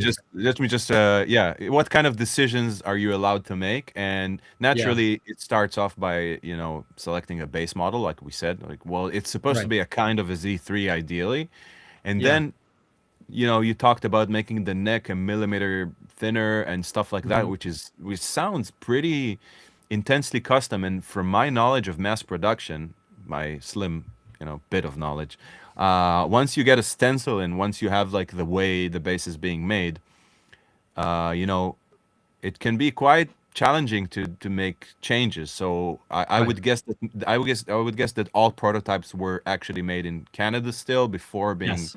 shipped, and only Yes. now the final products are being brought in. So in the Yeah. process, what kind of liberties were you allowed? So I was so there's a base that isn't this one that no one has ever seen and no one will see. But they built me a base where I told them I wanted all these crazy things. I said, start with the Z, but I want it to be like sharp, like the D Rock. I wanted to have these crazy cutaways, and I wanted to do this. And they did it. Paul built it, and it was really cool looking, but I played it, and it was just like not super comfortable for me. Um, and it was just kind of, it just got me thinking, like, um, man, I fell in love with this instrument. Why am I trying to stray away from it? Like, you know, I should. So we went back to the drawing board with the Z in mind and just kind of kept it. You know, we added the cutaways, but so yeah, they did whatever I wanted, which was crazy. But they built me this base that was a Z, but it was like, it had these really sharp edges, and the whole point was like, oh well, I like the Z because it was, you know, it was round and comfortable. Um, so I had, yeah, I had all the liberties that I guess I could want.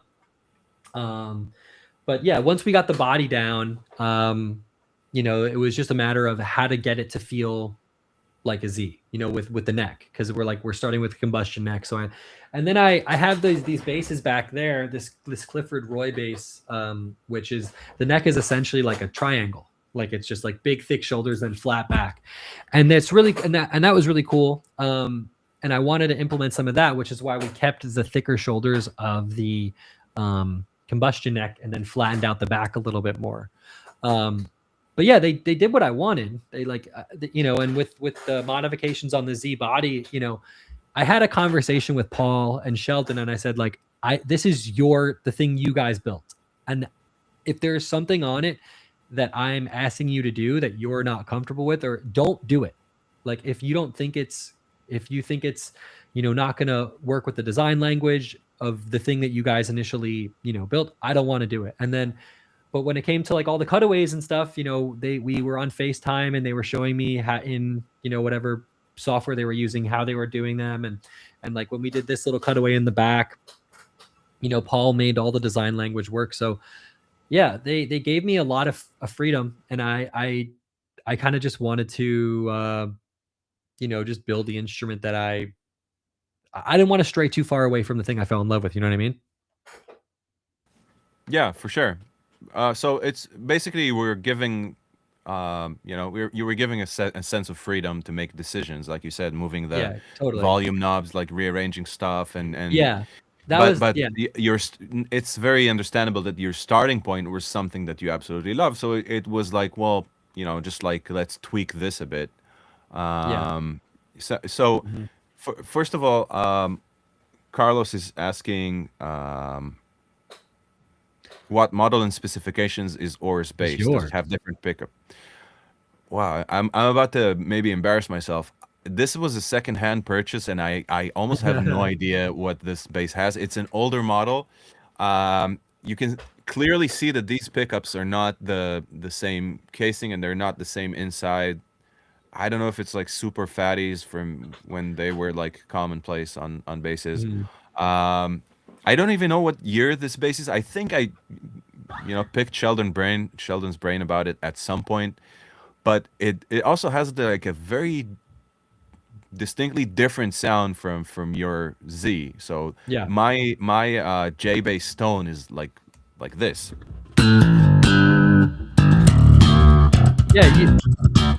You play something and then I'll play something. Let's do it like an A-B. Okay, let's go for Yeah. Yeah. Yeah.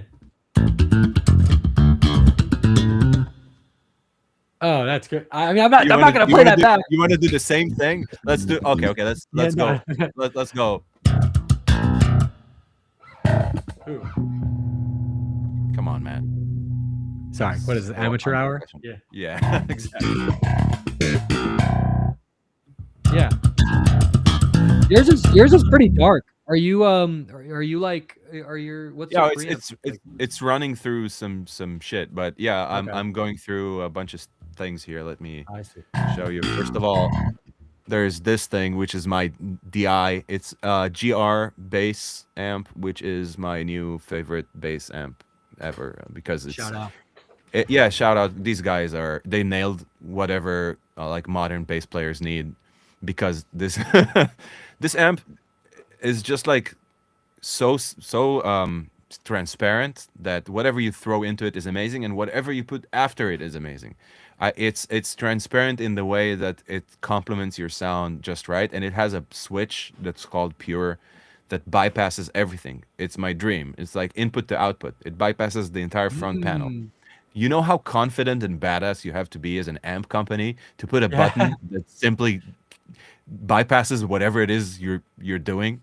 It's in the way it's like like they say about good food. Sometimes you just like it's a matter of setting the right amounts for ingredients and using top shelf ingredients and not uh you know sparing expenses. And I think that that's what these guys did, and that's why I want to shout them out. And whatever I put after this or before it just sounds great, and that's why it's here, because I rarely play with an amp. I play with my studio monitors, and I was like, wait, I have this brilliant piece of gear. Let's use it as a DI, and it's the best DI I've had. I have like 10 DIs here, and this is by far the best one. So yeah, that's not the reason it sounds dark. The strings are like I don't know, like a month old, but they're I coated see. string. But this bass just sounds like they no, but it just sounds like this. It has yeah, I this was gonna say warmer. it always It does. has there's also like an amp. I'm going through like a dark glass thing in the box, but it just has this darker tone. Like that's what I like about it. It's almost like a vintage bass, Yeah. but it has this shape of color from the fan frets and the string tension that Is makes that it. an intervals pun? I'm sorry, The I name missed. the biggest intervals record is called The Shape of Color. Oh man, I That's so completely. funny, bro. That's awesome, man. I wish I was this clever. That's That so funny. I would just kind of slide it in the conversation. Of course, I meant it. Come on. So it has this shape of color. It has this sort of dark color that I love. And if I play it just like regular bass with it,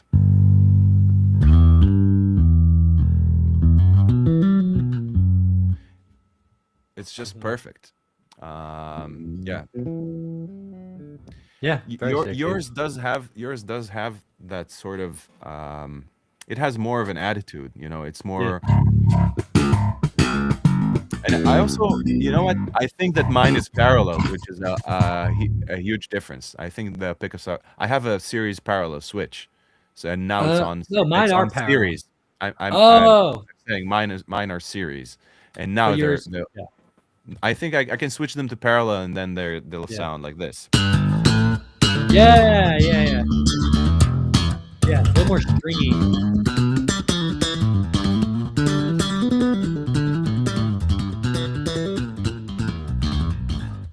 Yeah, Yeah.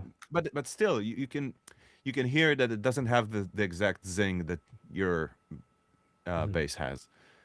It has more of a, you know, natural, subdued kind of tone. That's I think this was you can actually hear like it's a natural progression between this sound and your sound. That's the way I feel. Yeah, Like yours is a more pronounced version of this in a way. Yeah, sure. so I promised to check what kind of bass I'm holding here and let you know. I have this ABZ behind me that you can see is more similar to the modern basses. I think I got it at NAM like 2018, I don't know, 19, some NAM. The years kind of blend together, you know. Yeah, it's. I guess this one sounds way more similar to yours because it has a Yeah, parallel setting and the pickups I think are the same. yeah. And one more thing, I did check out your Instagram, and you're wrong. It has a bunch of comments and people watching and stuff. So you can open your Oh own no, yeah. stream. Oh no, I have it open now. Yeah, there's some Cool. questions about. I see You can. questions about like the switches. Are we looking at the same questions now? No, because it's only on yours. It doesn't appear on our streaming interface. I can open your stream and watch it, but you can just pull a question out and we'll go for it. I'm trying to do that. Hold on. Yeah, Just it's huh. Yeah, where it I'm not seeing that, bud.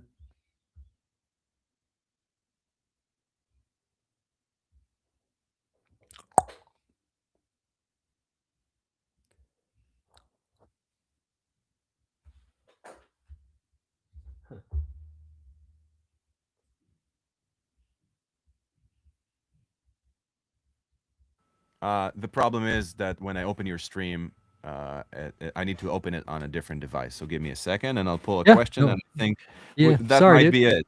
Yeah, no, Yeah, it's no all good, worries. man. Don't worry about it. I mean, This is I think we should do it this way each time though. This was way more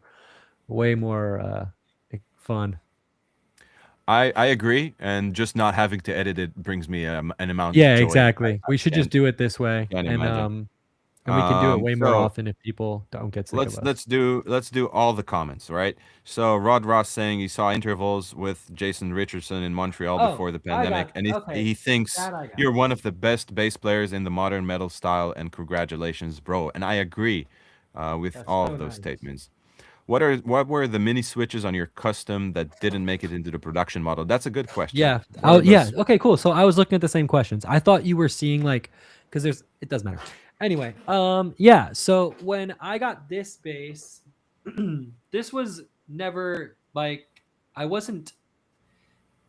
The idea wasn't to do a signature bass. It was just like Dingwall asked me, hey, or Dingwall said, hey, we'll build you a custom bass because I'd been with them for a long time and they were the best. So obviously, they when they told me that, I kind of just wanted to build something that, pull out all the stops, give me everything, right? So each of these switches is just series parallel for each of the 3 pickups. And when it came time to doing a signature bass, I wanted to just kind of leave out the things that I didn't really use. And I found that I only used one of the switches sometimes, and it wasn't even for my main tone. So we left that out. But and yeah, the only other difference really was just kind of like the body shape. And this obviously, which is I still think like the best like boutique bass bridge in the world.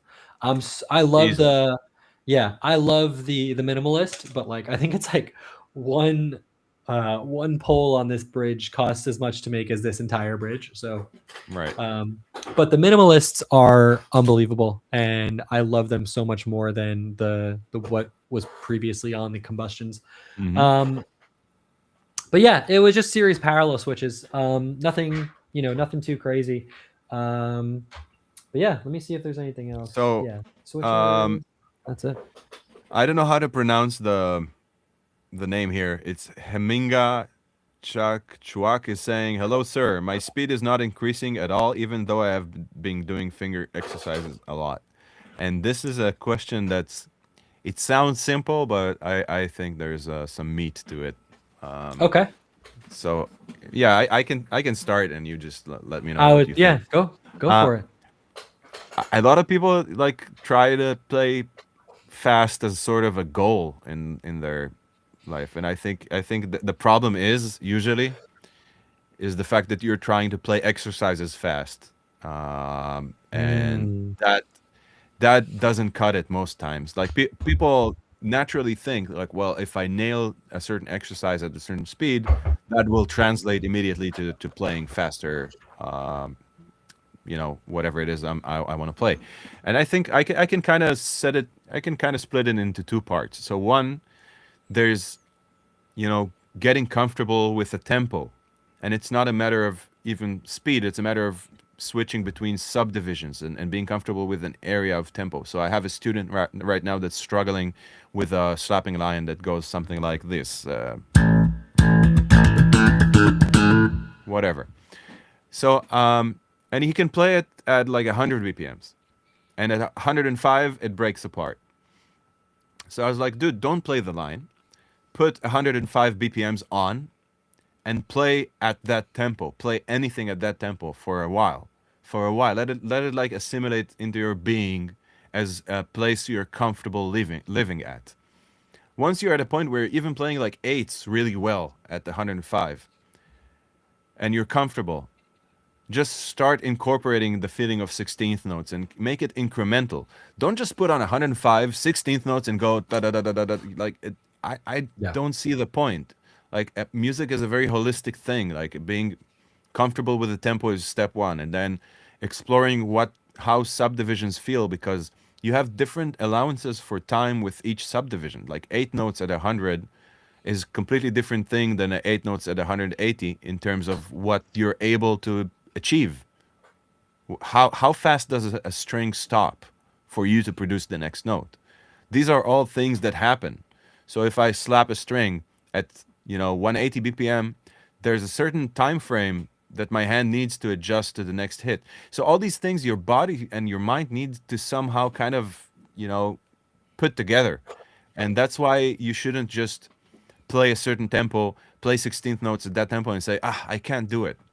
You know, it's a process Mhm. of getting comfortable with the tempo, getting comfortable with some subdivisions in an incremental manner, and then just playing freely within that tempo. And then whatever it is you're able to play later, it will translate much better. I would definitely like, when I was interested in developing speed, uh, I would simply do like things like this, and just like practical. I would find a looping phrase that I can just play, and it would be like a 16th note looping phrase, something like this.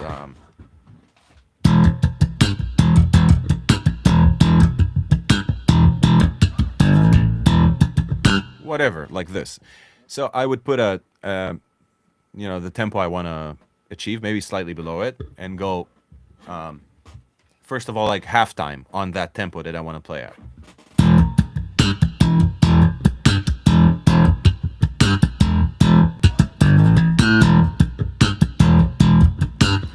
And the saying "slow is fast." Like, why are you playing at halftime from whatever you want to play at? Well, because this gives my body enough time to understand and figure out the movements and lock in. And now, instead of raising the tempo incrementally, I'm just going to try to straight ahead and double it, like doing something like.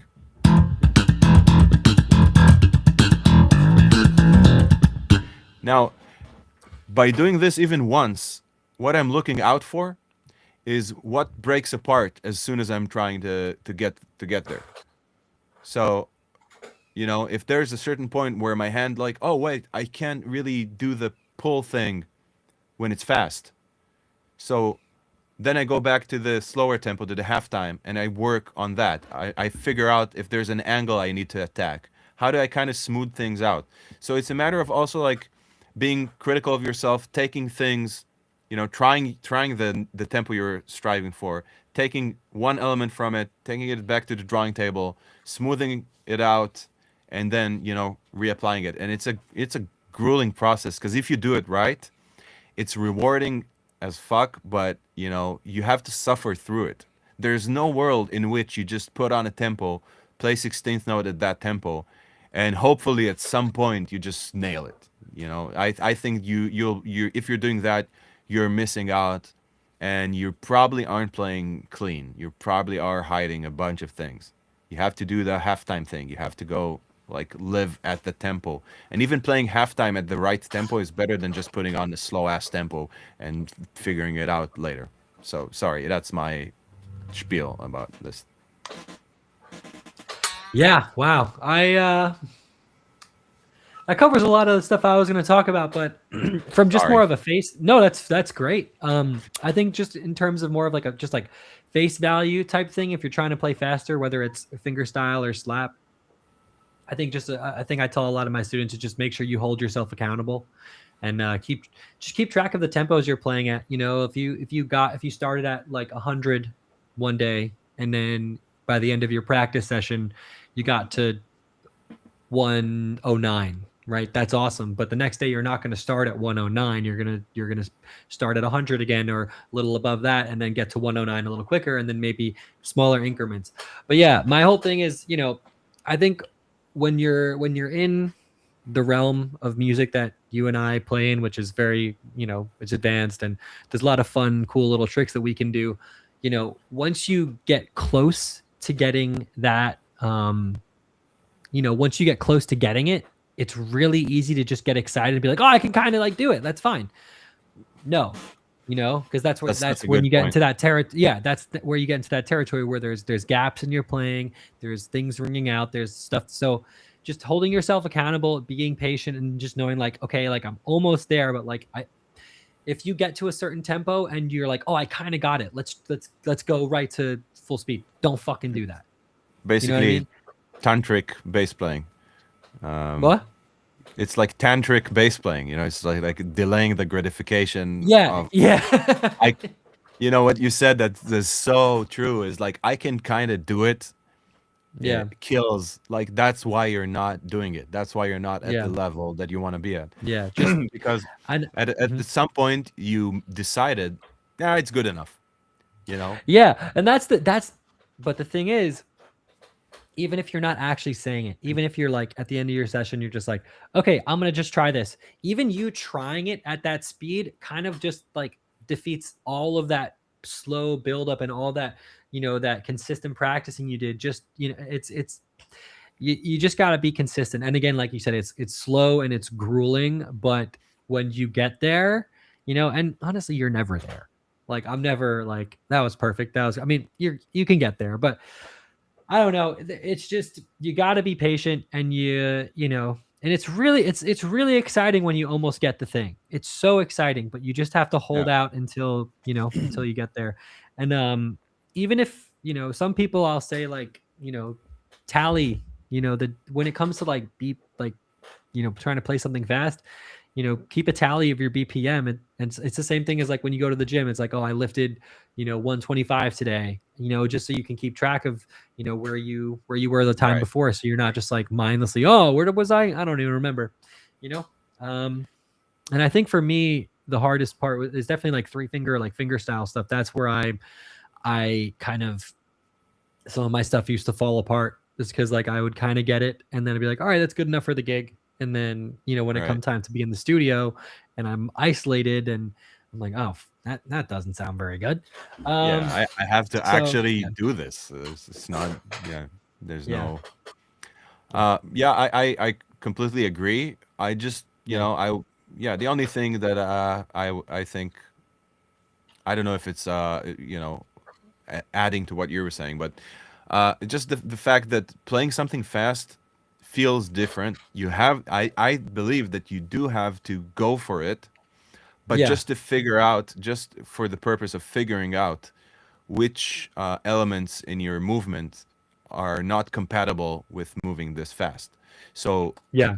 No, that's a that yeah, it's difficult to understand these things if you don't try and play at that tempo. Like I said, sure, you could find out that your finger is being inserted too deep behind the string, and when playing fast, maybe you need a little less in order to kind of pull it off. sure. um, One thing that I keep telling people: don't worry about power, worry about accuracy. And increasing power is easier once you have accuracy, Hmm. because if you look at my right hand when I do something like this, ah,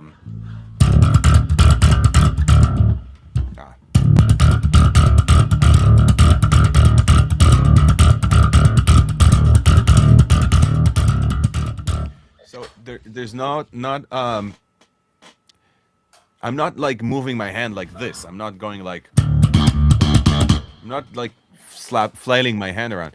It's a very precise movement, and if I wanted to teach somebody, I was like, look, don't worry about this slap sound at first. Just go, try and go like.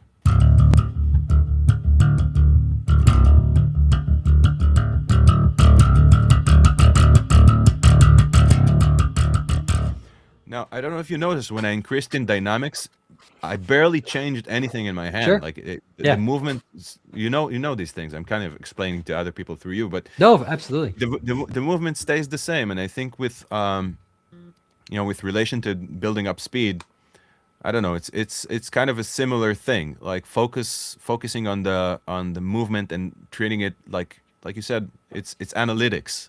You have to understand where the formula breaks, where the movement Mhm. fails, and that's the kind of stuff you understand when you actually play at the tempo you want to play. And Mhm. sometimes, you know what? I've encountered songs. When I remember when I was playing John Brown's music, the Flux Conduct, like his solo work, and he's doing like down picking. He's like a down picking madman. God. Yeah, Just like God. Literally one of the, God. and honestly, one of the best guitar players overall that I've ever seen Mhm. in person. Yeah. Never mind. Yeah, give him his flowers. Dude, But anyway, I love John Brown. I love yeah, John Brown. I think he's brilliant, but in many ways. But anyway, when I was going through his stuff, I would practice and I would use like transcribe to just slow it down by like 50% or something, and I would play it and feel good. And then I was like, let's see what I'm worth. And I remember Mhm. like the crushing feeling of hitting like just the song to play along with, Yeah. and being at, if this was Guitar Hero, being at like 3% of the song in Yeah. terms of playability. I couldn't Mhm. play it. I mean, Mhm. when I say couldn't play it, it would be like trying to hold on to a speedboat and getting like fucking trashed through the water. And Yeah. it's a very humbling experience. And that's when I kind of, developed a lot of these, like a thesis of how am I going to tackle this? Mhm. It's like what kind of method can I? Because I always went by part intuition, part what people would tell me, like my teachers and stuff. But then I was like, Mhm. I need a method. I'm gigging now. I'm like, I have, I need a method for myself. And that's when I was like, playing it at tempo, failing horribly, taking actual note of what failed, working on it, going back, and that's like the what the Sure. I guess that's the gig that made that happen for me. It's a at that if there's any gig that where that'll happen, it's fucking John Brown. But yeah, I would Yep. yeah, I think what was I gonna say? I think that yeah, my thing with just like the playing it starting slow and then trying it fast. The one thing I just tell my students when you go for stuff like that is just make sure that you don't lose all the good habits that you built when playing it slow. You know what I mean? Just hold yourself accountable to that stuff. That's awesome. But yeah, man. You, Sick. you want to take one more Yeah. before Let we me wrap it see. up? Yes. Oh, Charlie Robbins is here. Hi, Charlie. Charlie's sick. Hey, Um, that's cool. talk Somebody's to saying, "Hey guys, any recommendations for coming up with melodic phrases? It's a broad topic, but what do I'll just put it on the screen. But what do you usually do? You guys are awesome in coming up with expressive phrases. So thanks, man. Mhm, You mhm. want to take this one? Uh, you could start. I'm curious to hear your take on this. I honestly, it's like the question states, it's a broad topic, but I Yeah. guess when he says coming up with melodic phrases, he means like while we're playing, like stuff like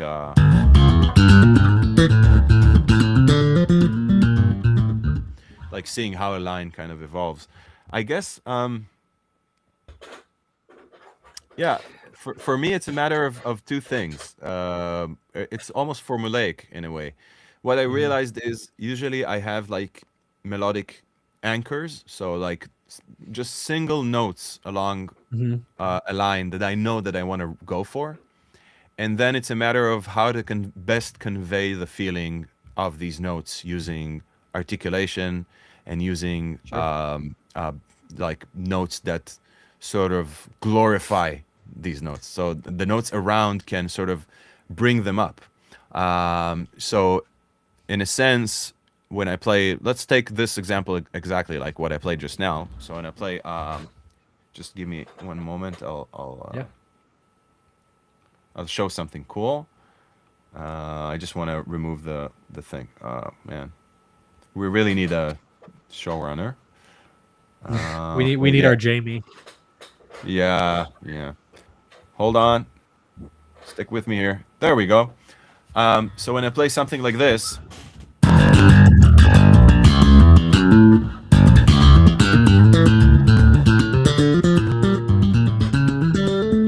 so there's a lot of stuff happening, but the way I see it is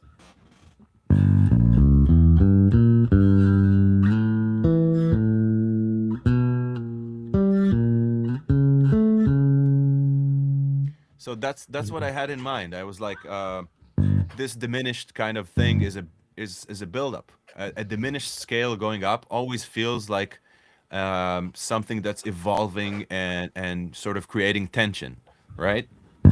But it's not actually for me. It's not actually the melody. For me, it's a tool, right? The melody for me is this.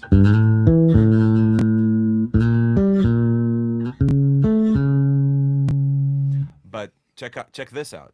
The melody isn't just this. There's also a bass part going with it, and it's the sort of counterpoint between the two that creates this feeling. So it goes,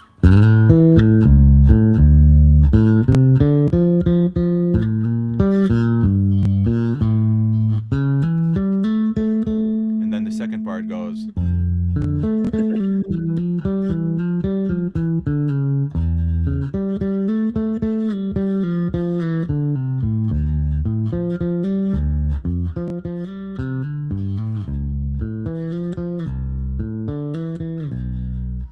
So you can kind of hear. I was trying to like kind of accentuate the parts where it's the melody, the way I hear it, and then the parts that are kind of playing around it. So this is maybe a sort of complex example for it, but even if there's like a lesson at building bass lines that I teach that just Mhm. goes like this. Let's do a similar concept, but just build a bass line on A minor.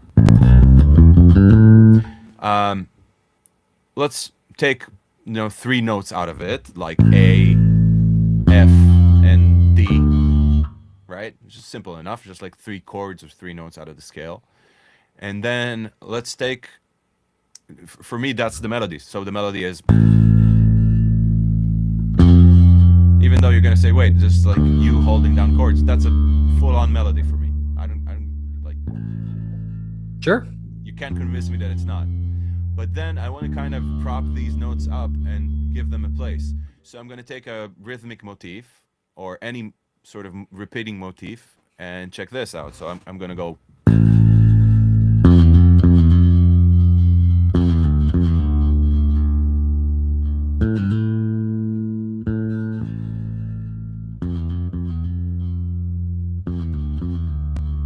So what I did is show you the anchors and then show you how I use notes around them to sort of accentuate them. And this sort of extrapolates and becomes more and more complex the more you practice it. And you start finding yourself going like.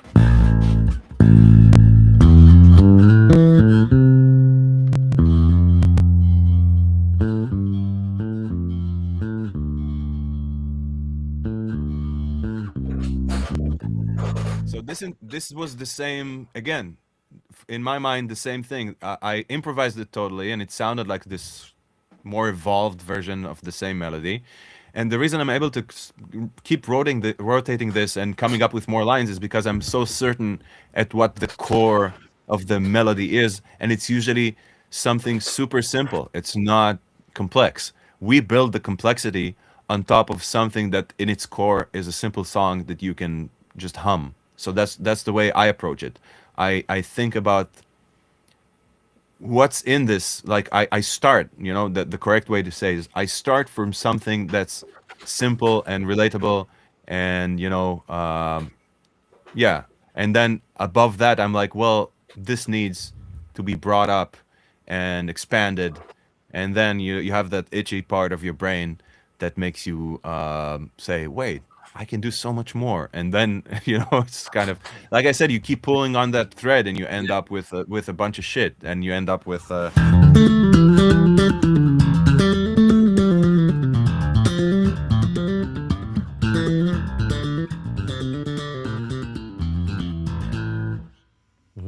Yeah. You said it. No.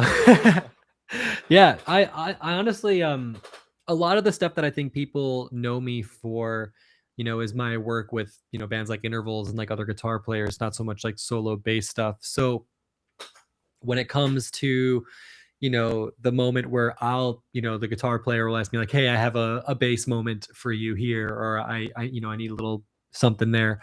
The first thing I'll do is kind of like look at the song and like look what's come before it and see if there's any little themes and motifs that I can either, one kind of highlight or just make sure, or I could do my own version of or something like that. And like a good example, I think would be we have this song, Intervals has a song called Circuit Bender. And it's kind of just in B minor the whole time. Right. And then so just this, but during the this little bridge we have, there's a breakdown and it's like 1 2 3 1 2 3 1 2 3 2 3.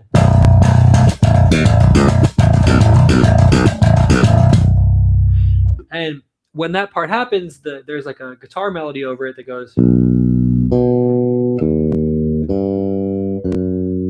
right. So you get this kind of like almost this little augmented kind of sound. So when I, and my guitar player is like, hey, I need a 2-bar fill for you right there. So I heard this melody, right?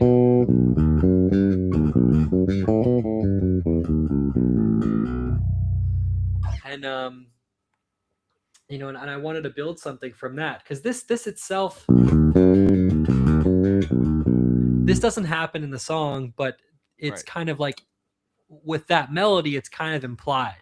So now we go back to the bass part, which was this. and I have this, and then the drums are just kind of like do do ga do do do do ga. So I thought, okay, what if I do something like.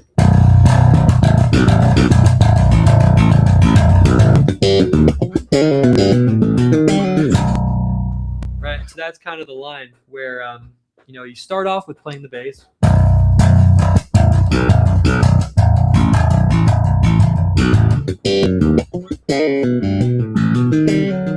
Right, so I have this thing.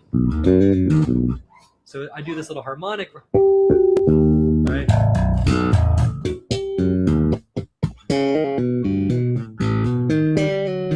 Right, so you kind of hint at it with the harmonic thing. That's super creative. And you see, that's the beautiful thing. Like basically, it came from a simple four-note, I guess, melody that the Exactly. guitar player plays somewhere, and you took that essence, and you could easily just have the bass line be that. But because of the, let's call it the language of the genre, you were Yeah. like, well, I need a way to present these notes, Right. like they're royalty. I need to kind of make Right. a big deal out of them. And again, it's like though that I don't. One thing I really don't like doing is introducing too much new information and at the this is like the bridge, so the song's happened already, and so like that melody doesn't really happen in the song, but it's kind of implied, so and the same thing goes for like other stuff that I've done, like let's see, yeah, there's this one song called Equivalent and Exchange, and then I'm done. But so there's this crazy bass line. It's like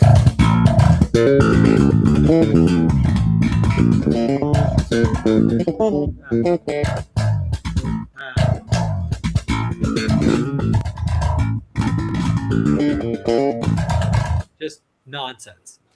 Damn. Right. So the second half of that, when that verse repeats, when I go,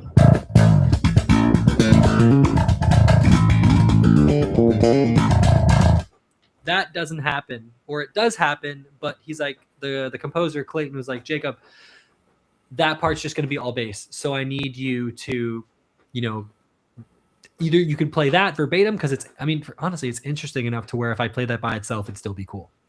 Sure. But again, I'm just listening to what's happened in the song previously. I'm thinking about the key, which is kind of just like this Phrygian dominant. Right. So I ended up with this idea where, I went. Do this.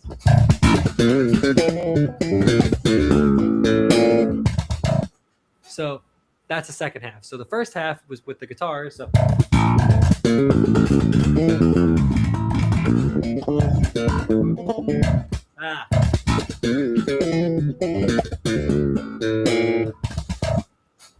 and again, that sounds like it's ridiculous.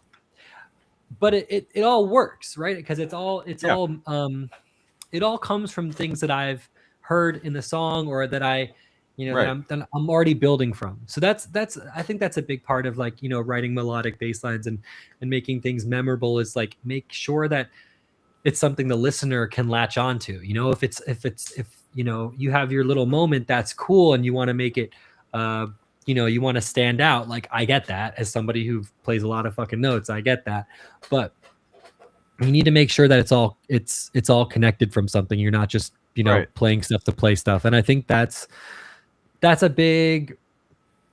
of just I hear a lot of bands coming up, or just like a lot of people posting from wherever they're posting, and it's all these cool notes, but it's like, and all these cool riffs, but like you could literally just take one of those riffs and build a song from that. Instead, you're just introducing all this new information, and Right.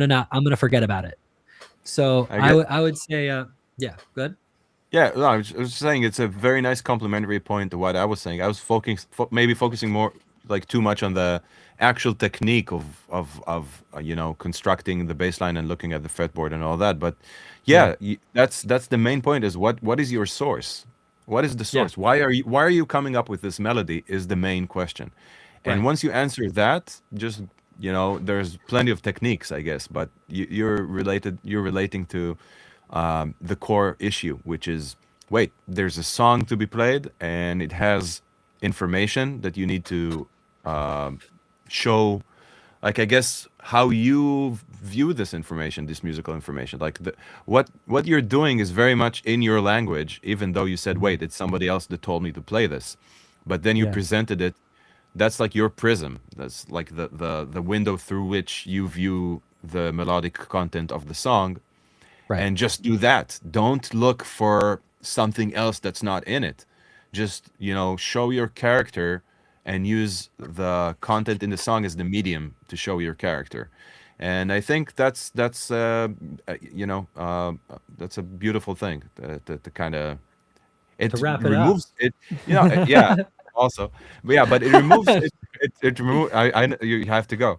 um No, no, no, no, no, no. it removes no, well, I think we'll be done pretty soon. It Yeah. removes a layer of stress that usually accompanies these moments where you're like, Yeah. okay, come up with something. I just want to show Yeah. one last quick thing Oh that, no, dude, I oh, was making a joke. You're good. yeah, but just because it helps, and we had a question from a beginner bass player that asked what is our favorite exercises um to feel free inside a key and be able to play around it. I'm a total noob. So this kind of relates to both questions. One exercise I love giving students is, once you get familiar with like the basic modes. Let me just like give myself more space here. So you have like the modes of, I guess, C major. So you have some sort of basic command of the fretboard. Again, just take one string and put together stops on the string, like anchors for a melody. So it can be something like,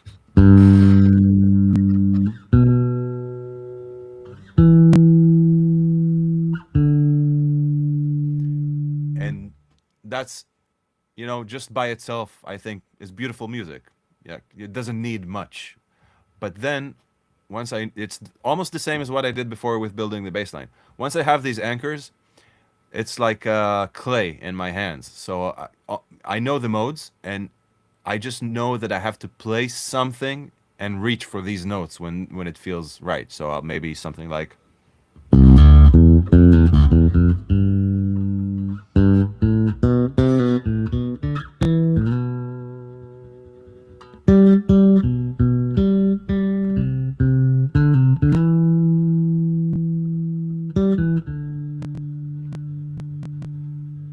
so it makes everything easy. Just the fact that I have this basic skeleton, sort of melody, and then I feel like I'm also almost cheating because I know the gravitational pull of the melody. Just placing the notes of the modes around it accentuates the gravity, if that kind of makes sense.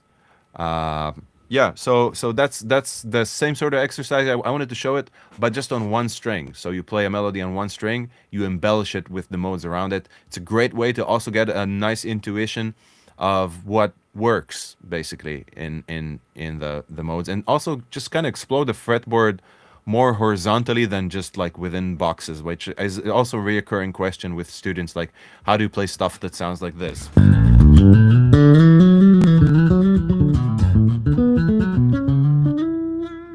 And just like sort of expressive melodies across the fretboard. And it's a Yeah. matter of actually like not just memorizing the boxes, but creating a bunch of connective tissue in your brain between areas on the bass. And that happens, for me at least, that happens across single strings on the bass. Mhm. So that's, for me, like, the hand is a box and it has a first finger and a last finger, and that's the bane of our existence as bass players and as musicians that play these instruments. Like the fact that I can never play something below this finger, rarely, or above this beyond a certain point. Mhm. And that's why I call like breaking points when I teach this. So you can break with your pinky. So you can go like, and that's the place where I broke the position because I didn't do this. I didn't play here. I played. So once I'm at this point, play the first finger, and then I'm going to break with the first. Now, breaking with the first is any movement, because once I move the first finger, I'm already out of position. So So that relates to the question that we just had. That's more accurate for him. My favorite thing to be able to move around inside a key is doing just that. Is, let's say I'm playing on G major. I'm gonna start on G. I'm gonna play A, and then if I want, I'll break the position and play B here with my pinky. And now I have to understand what happens that is G major with my pinky here. So I'm gonna play D and then E, and you know what? Then F sharp here, which is the same position as far as I'm concerned. And then I'm gonna break from here to A here. So we have something that goes like this. Now, I've pushed myself to a place where I'm playing A with my first finger here. Let's keep going with this phrase. I need to figure out where G major is around here and where is my next breaking point. Let's keep going.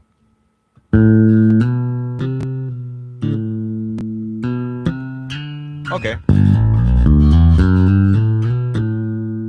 Ah, sorry.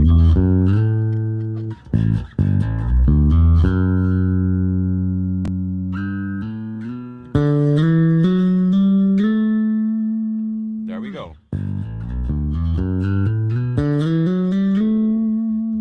So just by doing, I did it live in front of you, just by doing these calculations, like figuring out constantly where the notes are and what kind of in what kind of way I can force myself to break the position constantly, just it creates this fluid motion on the bass that I couldn't figure out how people do it. And it actually came from playing a lot of keyboard lines, because when when a keyboard player composes bass lines, there's one thing he never does.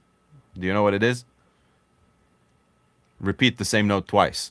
They never do that. We do that. We live for that. We go like, but for keyboard players it's always right, because they have to. It's really difficult to rotate on the same note. Right. So when they play grooves, it always sounds like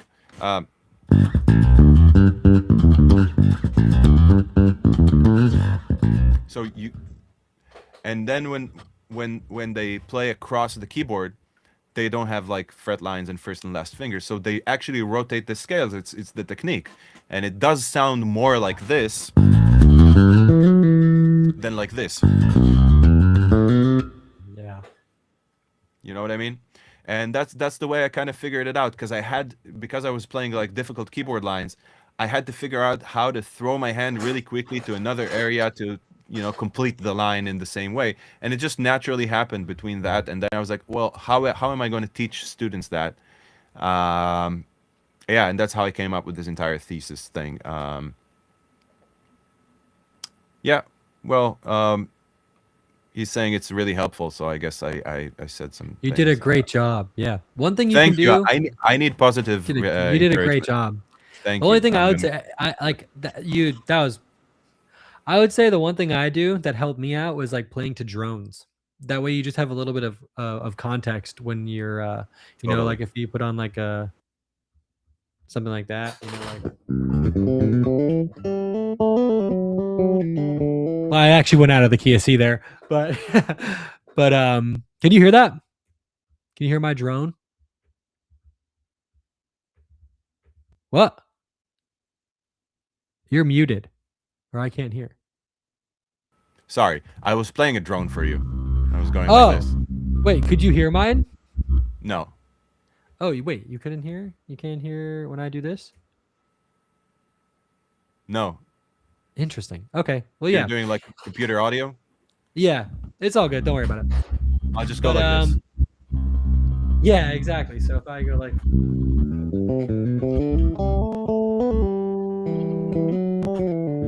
I actually went to Lydia in there, so that's not in the key of C. But either way, doesn't matter. But yeah, so just having a drone to give yourself context of like because it's very easy when you're just like playing just learning your modes and playing a key in the key to kind of feel boxed in. So when you have something to kind of keep you grounded. Like a drone, it makes you feel a little bit more free to explore. So that's all I'll say about that.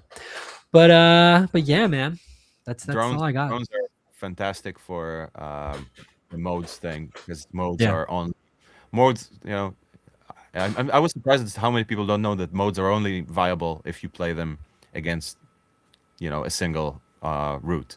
yeah, Play them stemming from a single route, and against the right. drone, you, Mhm. you can do it on the base itself. Like you can open your B here and just go.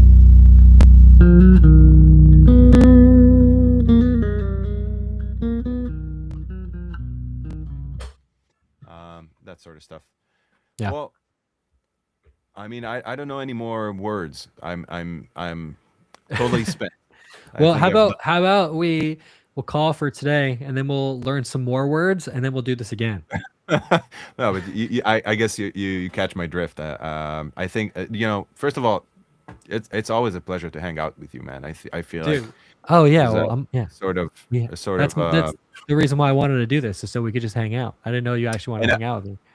no, of course, man. But I mean, I appreciate the fact that like you're like this super busy, really fucking talented dude, and you take the time to, you know, honor a chopped unk like me with your presence. Dude, from one Uh, chopped dung to another. It's that's the next podcast. It's the chopped unks. chopped dung. Yeah.